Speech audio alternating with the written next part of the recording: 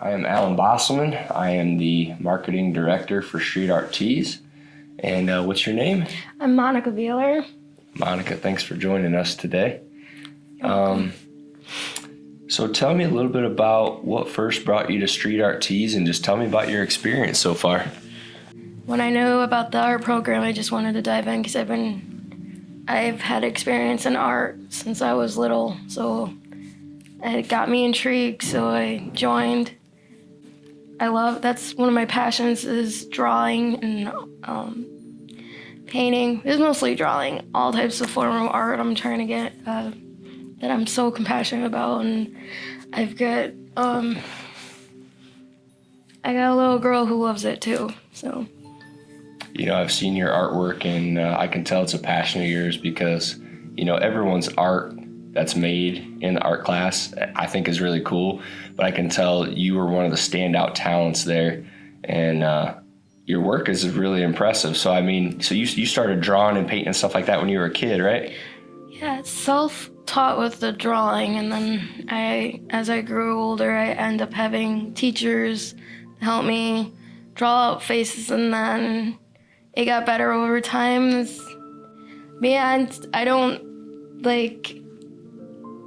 I don't think I'm greater than Picasso or Vincent, but they're two of my favorites, so that's, so I think I'm pretty good, but just not really good as them. Like, wow, like they got, and then those were the two that inspired me to keep on going and drawing. And would you consider them as like your bar setters? Like that's like the heights you're aiming for? I guess, yeah, close, and do my own thing on it. That's cool. I think, you know, we'll get into kind of goals later in the conversation, but I think that speaks to some goals right there, is just, you know, striving to perfect our craft or whatever that may be. I think that self-improvement is powerful. I also write too. Like, I used to write poems. I would do any type of form of art. I would even I did pictures. I would take them, and sometimes it's a relief for me. Music especially is one of my biggest influences because of my dad and my adopted dad, and one of the things that'll pull me out of my mood, like whatever triggers that flashback from any physical violence growing up or mental, physical abuse, all of that. I've always found it easier to work drawing with music in my ears, and sometimes I'll just do it without. It depends on like if I'm triggered or if I'm not triggered. If you see me with earbuds in, that means I got triggered or I'm having a rough day with my anxiety. Sounds like art is a real place of peace for you. Yes, it is. That's nice. And I think there is something just therapeutic about taking your time, having a blank canvas or paper in front of you, and whatever's in here and here, you know, that's inspiring you, just comes out onto the paper. My two biggest ones, besides my dad's, and my Mama B, which was the first one they knew I was, are coming up to Michigan with Johnny. My dad, she was one of my inspirations, and I named her, my daughter after her. So it was, and Maggie's been the highlight of my life. She was one of my biggest inspirations. And my best friend Corey Hamp and John King and the group that I met out here. So you got a really tight group of friends. It sounds like they're, you know, making sure that you're good, which is, that's a tremendous blessing. I feel like, you know, I got a good amount of friends, but I feel like I can count my true friends on probably one hand. Yep. You know what I mean? I think part of that is a good thing. I can't forget Chad and Dylan. It's just mainly for like Corey, John, and Chad, and then there's Quinn, and it's like there's Jay in there too.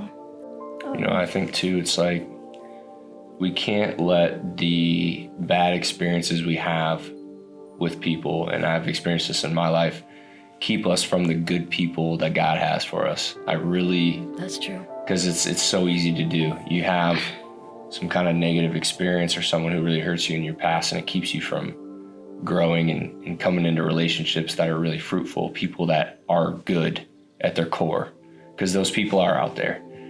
And that's the people we got to surround ourselves with. But, the fact that you got that core group of friends and, your daughter, who it sounds like you really love. And I want to clarify too, you said you named your daughter Maggie after your grandmother? She was my adopted great-grandmother, and Oh, wow. I thought of her as another mom. She goes, honey, you're my child. She Nice. stood up for me, and that's who I named Maggie after, full name. And her nickname's Maggie. I chose Mama because I was close to her the most, and she died around when I was like 18. Sorry for your loss. It's okay. Well, now that you are, it seems like you got a good core group of friends. You got a Yeah. daughter, you're coming to street art. Do you feel like you're making progress? What are some of your goals just going forward? Where do you want to see yourself in a year, 2 years? Like, where do you want to be? I think I still want to be under the same roof as my daughter. And I really hope that my friend Corey and John and my friends will be there. And I think I want to take up into more writing because I enjoy writing. I wrote books on, I used to have a whole stack of books that I used to write. The house fire happened in 2015 of January, so that I'm starting from scratch. Because God believes in you, and God believes that there's a great purpose coming, or etc. Like, you'd be like, y'all be okay, or I don't know. If I even did speak to God, which I don't know if he'll answer me in 5 minutes, I'm teasing, but I do believe in him. I do believe in Jesus. Ever since I was small, I was happy. I wasn't forced, but I was happy to be encouraged. Jesus, I believe in him too. And then sometimes I ask him, I wonder where I'm gonna, what should I do? Like, how do I get through this? Like, how do I get through the flashbacks from, I was caught off guard in December, and sometimes I ask him, like, how do I get through this without feeling like I'm being triggered? My opinion about like talking to God and praying and all that, because you're like, I don't know if he's going to answer me. I think he always answers. I just think sometimes we're hard of hearing, like we're not listening, because he's not going to answer us in the way that we think he's going to.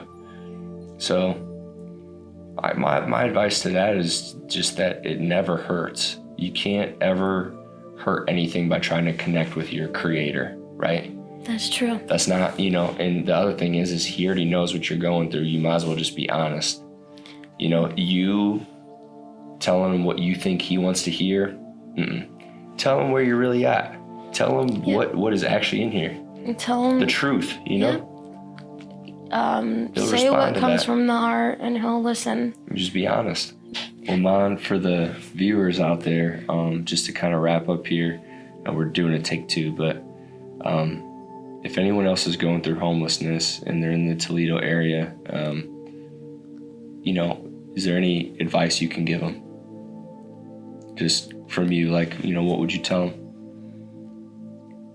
We're all going through the same thing in a way. And it's all going to be all right. There's going to be a light at the end of that tunnel, and we're going to make it through. Promise you we'll make it through. No matter what comes at us, we'll get through it together, side by side.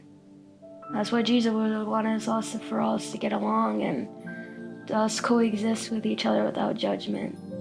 So I promise you will have no judgment from me, because I've been homeless since the day I was born. Words of encouragement. Yeah. I like that.